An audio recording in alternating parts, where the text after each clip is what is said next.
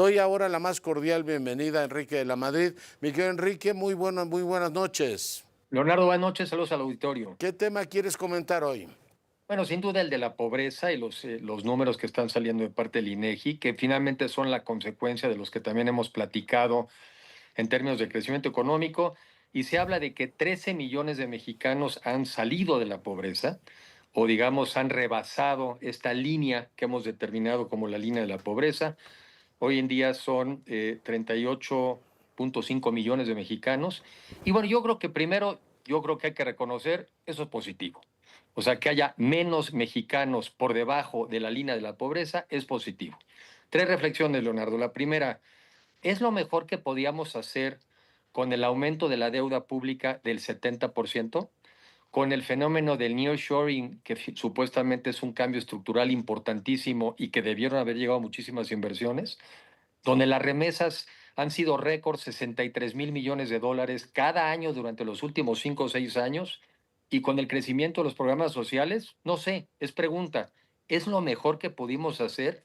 Y la otra, ¿por qué lo hicimos teniendo como consecuencia un fracaso en lo que viene siendo el acceso a temas fundamentales como la salud, donde seguramente mucha gente ha comentado que pasamos de 20 millones de mexicanos sin acceso a la salud a 50 millones, donde ha aumentado 40% el gasto público de las familias, el gasto de bolsillo para efectos de las medicinas? En educación, Leonardo, en matemáticas, y eso lo platicamos en otros casos, perdimos en 6 años lo que habíamos avanzado en 20. Sí, el retroceso es enorme. El otro día en un artículo de La Jornada muy interesante hablaba de que en la UNAM ha caído 30% el número de solicitudes para entrar a la UNAM, y eso, por cierto, está pasando en otros estados de la República. En Zacatecas ha caído 14% el número de personas que quieren ingresar a las universidades. Bueno, de seguridad y de justicia ni hablamos. Y otro dato que creo que también es interesante, en Chile, porque los mexicanos siempre nos andamos midiendo el ombligo. Nunca nos andamos comparando contra otros países, y Chile, que sin duda es el país económicamente más exitoso de América Latina, en Chile el nivel de pobreza no es 30% como en México, es 6.5. Entonces, primero, yo quiero reconocer que es un avance que haya reducido el número de mexicanos que están debajo de la línea de pobreza. Pero eso es salir de la pobreza no es un dato estadístico. La pobreza es una tragedia humana.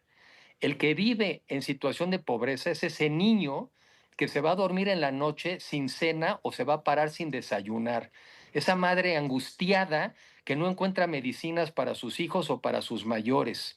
Y no es culpa del que padece la pobreza, es el fracaso de todos nosotros como país. Es un fracaso conjunto, y me parece, Leonardo, que es momento de que ese debe ser el tema que una a todos los mexicanos. Mucho más hay que analizar sobre este tema, pero aplaudo que haya menos mexicanos por debajo de la línea de pobreza, pero eso es salir de la pobreza y de la situación de abandono en el que hay muchos. Yo creo que es un tema a reflexionar. Yo creo que es un gran punto el que haces. Yo agregaría que, bueno, mantuvieron la estabilidad macroeconómica durante 5 años. Ya el último año decidieron echar los gatos a retosar, que tuvimos un plan Marshall y medio con las remesas. Nunca este país había recibido tanto dinero del exterior para mejorar el ingreso de la gente, que estamos gastando casi 1 billón de pesos del presupuesto en programas sociales, toda la razón, y el incremento del salario mínimo.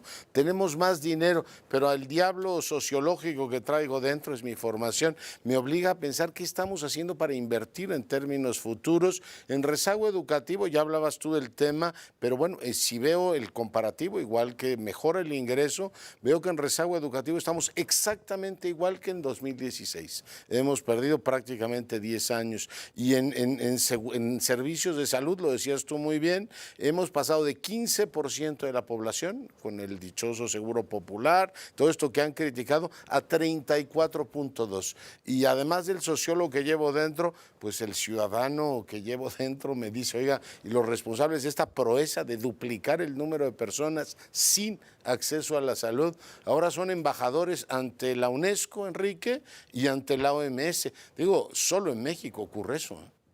Solo en México ocurre eso y fíjate, Leonardo, yo también una reflexión que quiero compartir contigo, con el público, es que pues ya hemos tenido diferentes partidos políticos y ya hemos tenido diferentes visiones del mundo y ya también podemos constatar que ha habido gente competente en unos y también incompetente, ¿no? Por otro lado, ha habido gente honorable y hay unos mexicanos impresentables, impresentables. Pero también ya sabemos qué funciona y también sabemos qué no funciona. Mm. Yo creo que ya es hora de que hagamos también una apuesta de tratar de que no nos estén dirigiendo los peores mexicanos, ¿sí? Los más corruptos, los más ineptos, los más incompetentes. Y conste que hablo de todos los partidos. Ya es hora de que decidamos que tenemos que encontrar la mejor representación para salir adelante. 1 de cada 3 mexicanos es pobre. Las familias mexicanas hoy en día constan en promedio de 3 mexicanos. Quiere decir que en nuestra familia uno va a acabar siendo pobre. No es posible. Y salir de la pobreza es muy complicado porque no sales de la pobreza si no tienes acceso a educación, si no tienes salud, si no tienes empleo. Entonces, yo creo que por eso, ¿por qué somos vehementes algunos? Porque van a usar este tema como, qué bárbaro, ya la hicimos.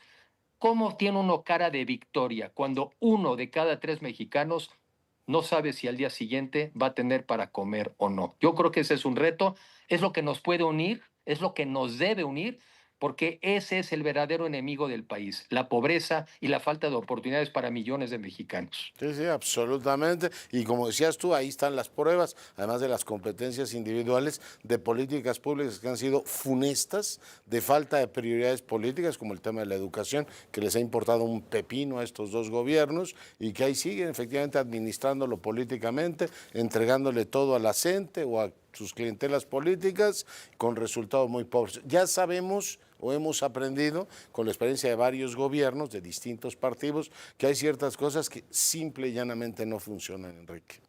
Y a ver, y otra vez, no vayamos a empezar a jugar a la estadística, todos sabemos jugar a los indicadores.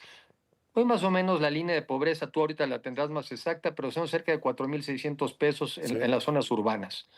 Entonces quiere decir que si yo de repente tengo 4,605, para efectos de la estadística, ya no soy pobre. Ah, pero ahora tengo menos acceso a la educación, ahora tengo menos acceso a la salud, vivo en un país más inseguro, 1/3 parte del territorio está en manos del crimen organizado. Entonces, no juguemos a la estadística. O es como si en la escuela llegara un niño y dije, mamá, me saqué 6 en matemáticas.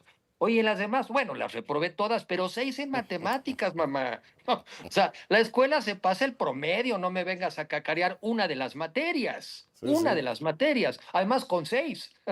¿No? así Entonces, bueno, estamos. bien por los mexicanos que han salido de la línea, que la superaron, pero no hemos superado el problema de pobreza crónica en nuestro país y que nadie eche las campanas al vuelo. Enrique, te mando un abrazo. Gracias. Dios, pausa, volvemos.